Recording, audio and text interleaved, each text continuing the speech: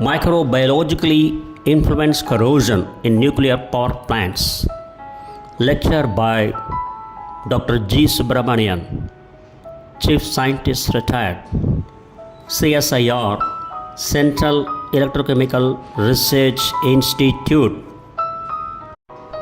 Images from left to right, top to bottom. First one, corroded tube of heat exchanger. Next one, residue of hydrocarbon in the tubes of a heat exchanger. Next one, an inner surface of the failed elbows.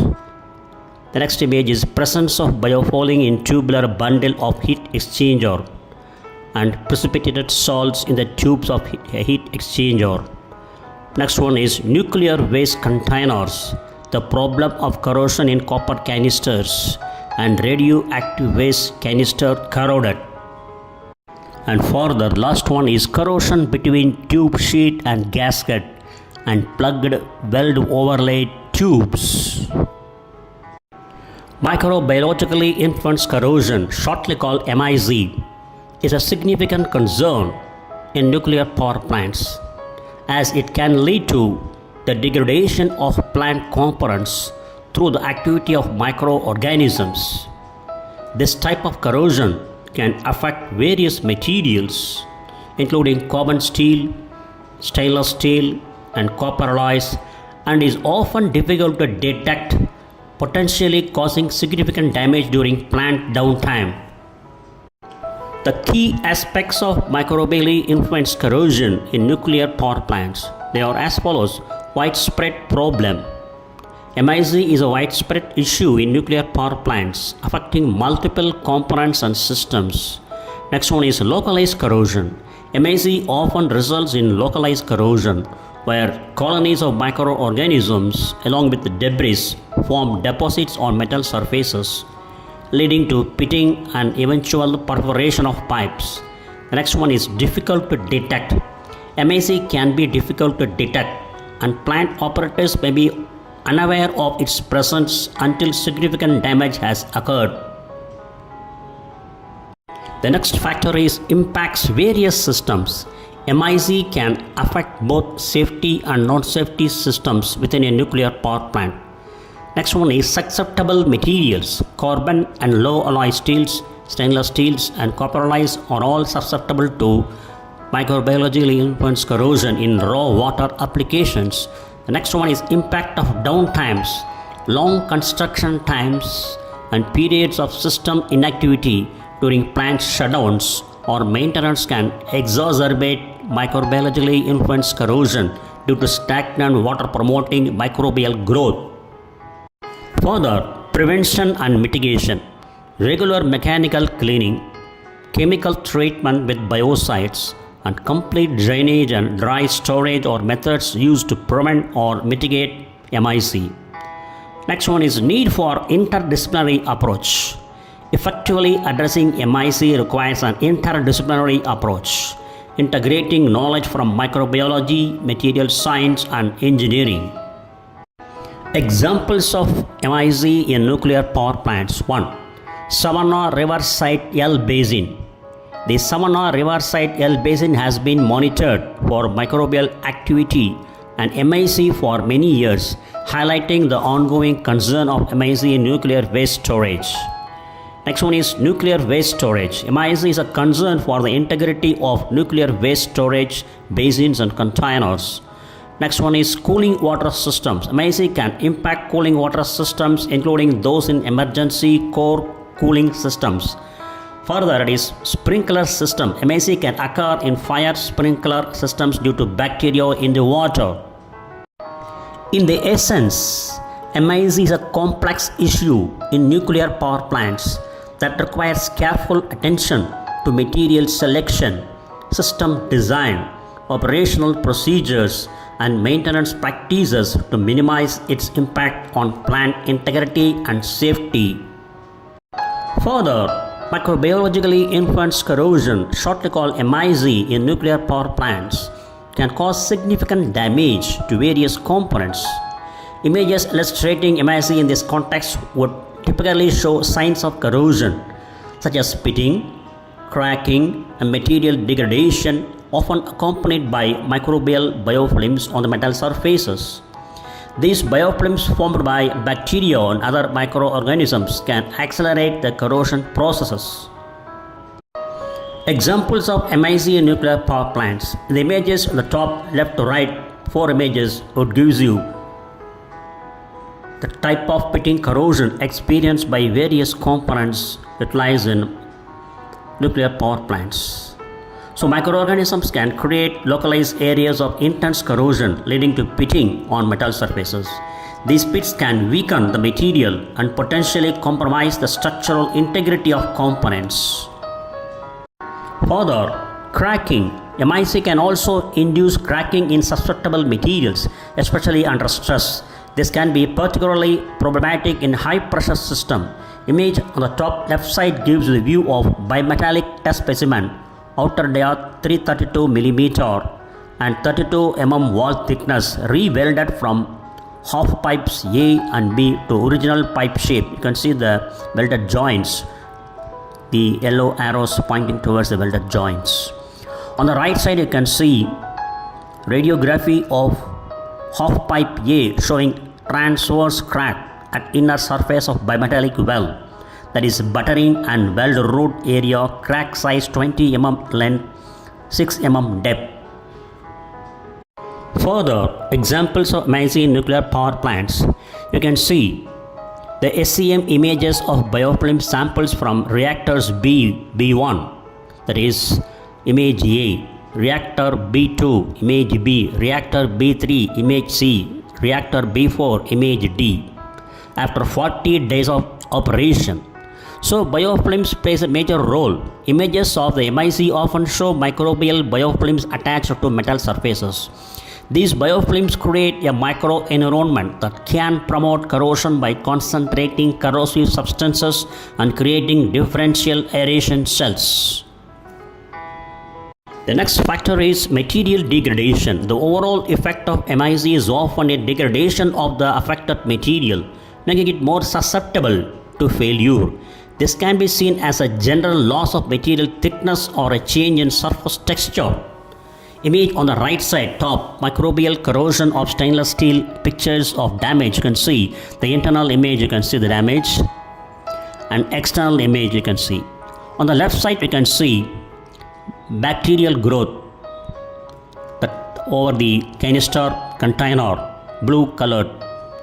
Here the interesting factor is Finland has discovered a remarkable strain of bacteria capable of consuming nuclear waste, a breakthrough that could clean radioactive sites in mere decades instead of thousands of years. Specific components affected by microbially influenced corrosion in nuclear power plants. 1. Cooling water systems. Cooling water systems are particularly susceptible to MIC due to the presence of water and nutrients that support microbial growth. Images from top to left to right, top and bottom. The image on the top left gives you the fouled and clean heat exchanger tube bundles. The next one, middle of the top, is residue of hydrocarbon in the tubes of a heat exchanger. And the right side top you can see presence of biofouling in tubular bundle of heat exchanger tube. On the bottom side, left side, you can see precipitated salts in the tubes of heat exchanger. On the right side you can see corroded tube of heat exchanger. Next one is specific components affected. Under this we have waste containers. Nuclear waste containers are another area where MIC can be a concern, as microbes can potentially accelerate the corrosion of container material. Images on the top gives you. On the middle side you can see nuclear waste containers, the problem of corrosion in copper canisters, where we used to store nuclear waste materials for years and years, thousands of years like this. On the right side you can see radioactive waste canisters corroded. Pictorial depiction of microbiologically influenced corrosion, MIC. How microorganisms accelerate electrochemical corrosion. You can see here a steel rod or tube. You can see the role of sulfate producing bacteria, SRB, and acid producing bacteria and iron oxidizing bacteria. I can see depletion of oxygen. So owing to differential oxygen concentration cells, this causes pitting corrosion. You can see the crater like pitting owing to differential oxygen concentration cells happening caused by microbial corrosion, especially the various types of bacteria, microbes. So in turn, microbes accelerate corrosion in view of their byproducts produced. Further, under specific components affected, piping and heat exchangers, these components often made of metal can also be affected by MIZ, especially in areas where stagnant water or biofilms can accumulate. Examples from top left to right. An example of the failed elbows, you can see an inner surface of the failed elbow, next one, and on the bottom one you can see corrosion between tube sheet and gaskets, and next one is plugged belt overlaid tubes. Failed heat exchanger appearance, tube sheet of heat exchanger on the platform, and B, you can see the tube sheet of heat exchanger at warehouse. And next one on the rightmost side, but the one which is on the back side, MIC attack in weld zone of stainless steel component. And on the last one on the bottom right side, photograph showing tubercle formation in water line. Detection and diagnosis for MIC. Microbiological analysis identifying the specific microorganisms involved in MIC is crucial for developing effective mitigation strategies. This can involve culturing and identifying bacteria, fungi, other microbes from the affected areas. A recent publication revealed billions of alkaline-loving microbes could offer a new way to protect nuclear waste buried deep underground. This approach overcomes the limitations of current cement barriers, which can crack or break down over time. The images above gives the view of how the geological disposal facility has been safer, the same time affected by microbial corrosion. You can see right side, you can see cement with pores and cracks. It has been divided into two parts. One is high carbon groundwater system. Under this we have microbial induced carbonate precipitation, and it has role of microbes and carbonate.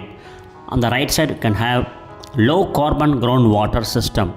Under this image you can see unlimited microbial, that means limited microbial activity. So only here the microbes have a role, that's all. Here limited microbial activity.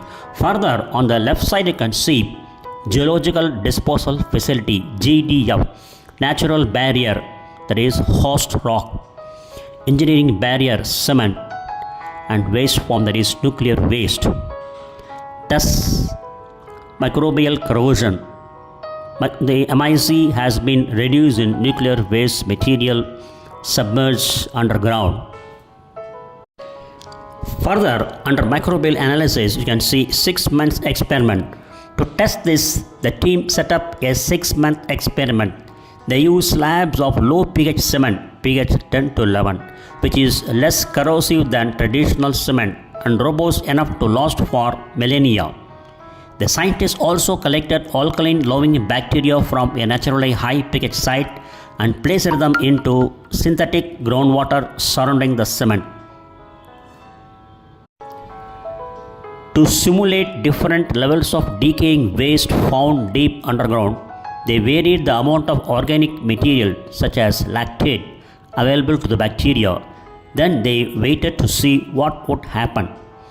Images on the left side you can see one by one. SEM and EDS analysis of cement tablets from high carbon system. A.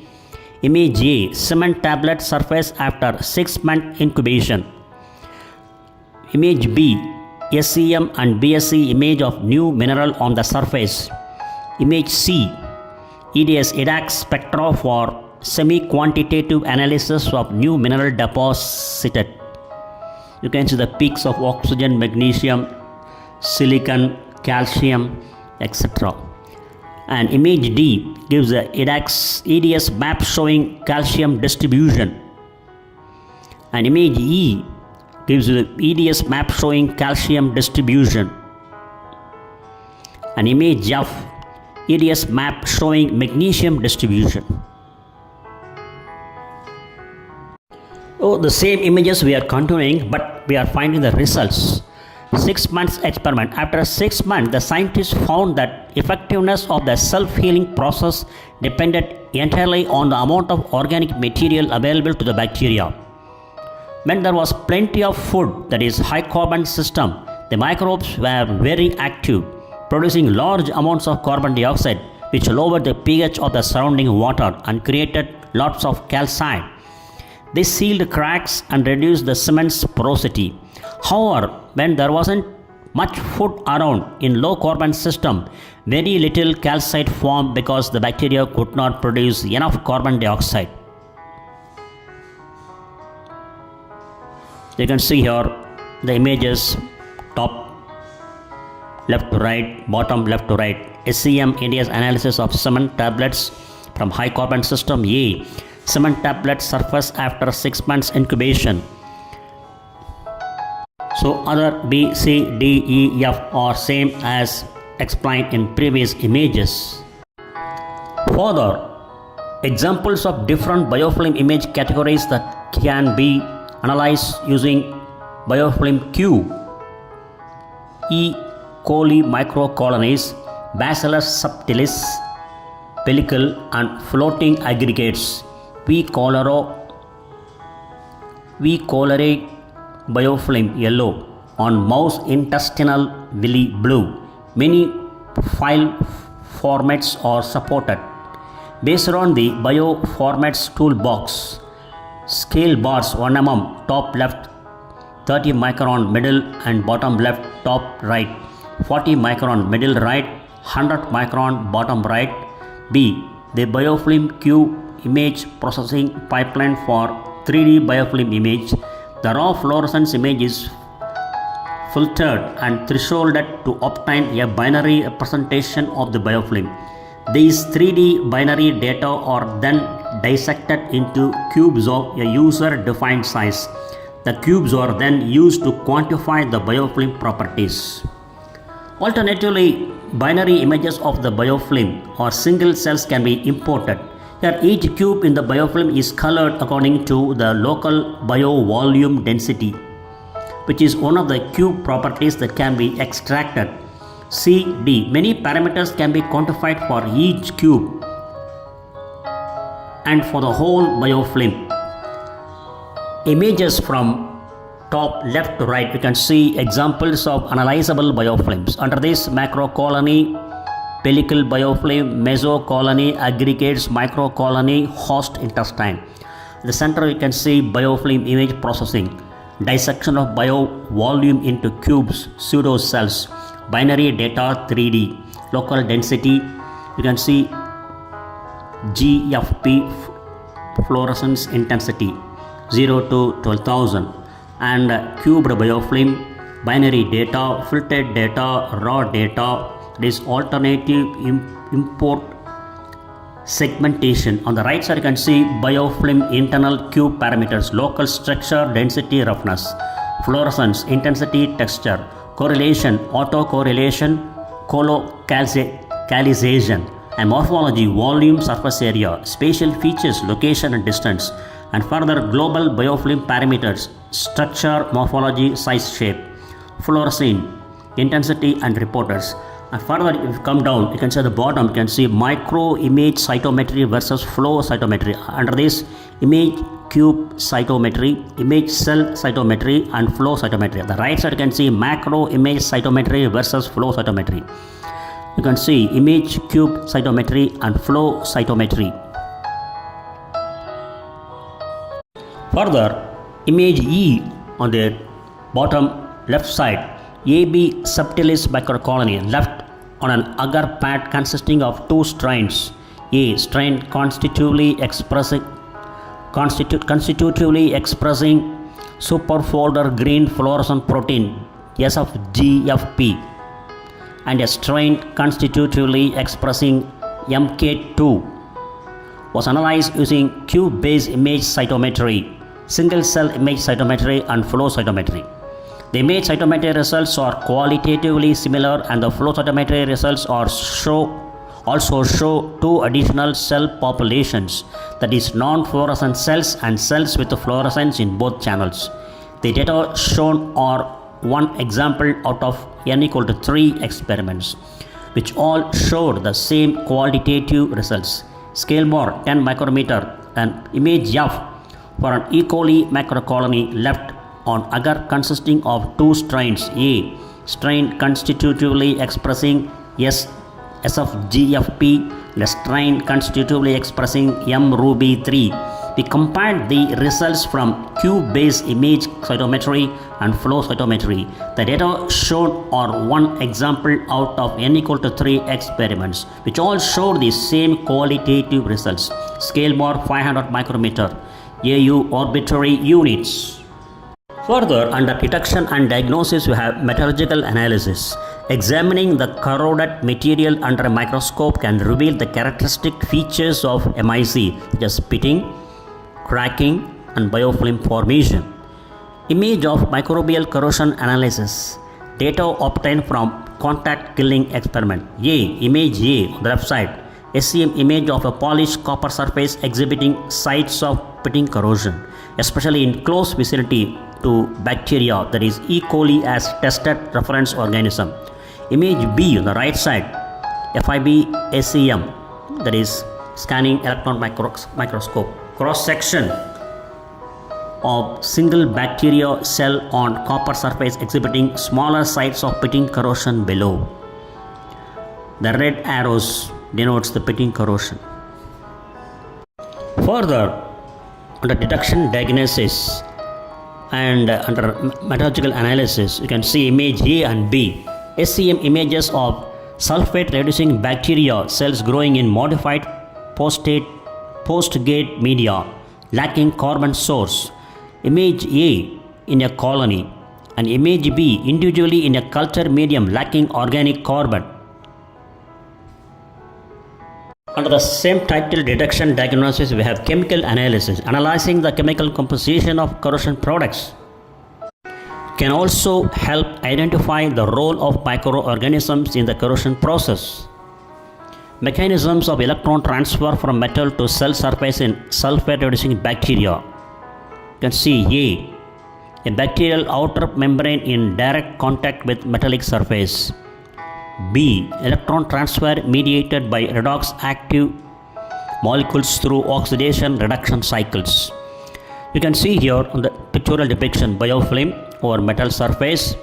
You can see bacteria and corrosion happens, liberation of ferrous ions by losing electrons, and at the anode the reaction is ion turns into ion plus 2 ferrous ion and releasing 2 electrons. On the cathode you can see oxygen, water and electron. They produce hydroxyl ions, that is base.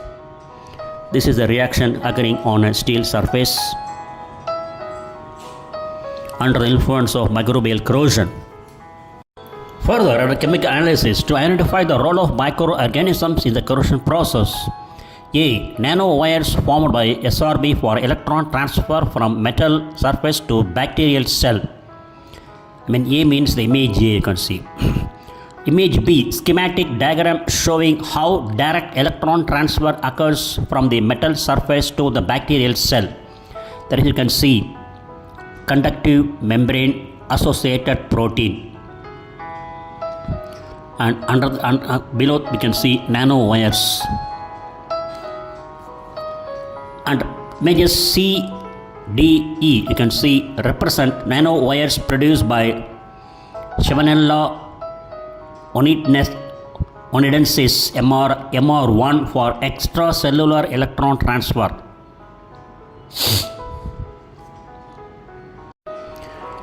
Prevention and mitigation of MIC. First one is regular cleaning, that is removing biofilms and deposits through mechanical cleaning can help reduce the risk of MIC. You can see here a pig-like arrangements which travels through the pipeline systems and remove the microbial deposits, microbial flames, microbial deposit, everything like this. Under prevention mitigation, use of biocides.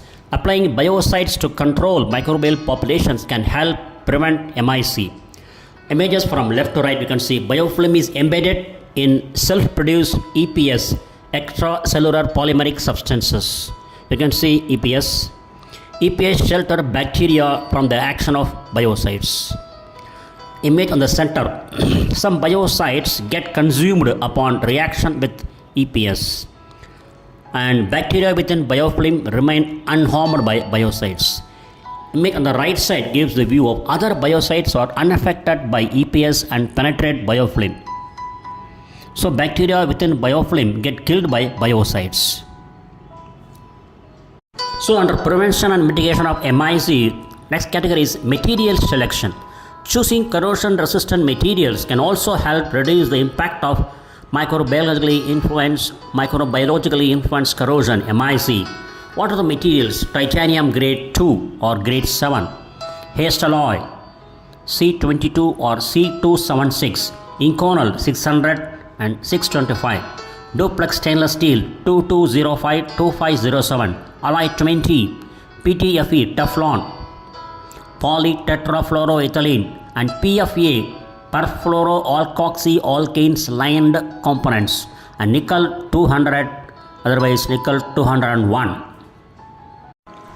Under prevention and mitigation, the fourth one is system design.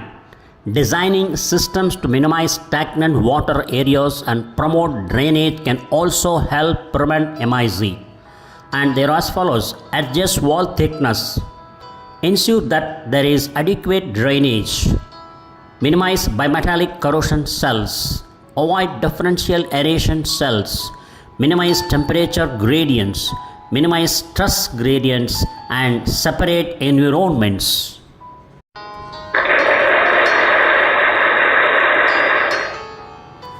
Thank you very much for listening and watching this video, and thanks for your patience.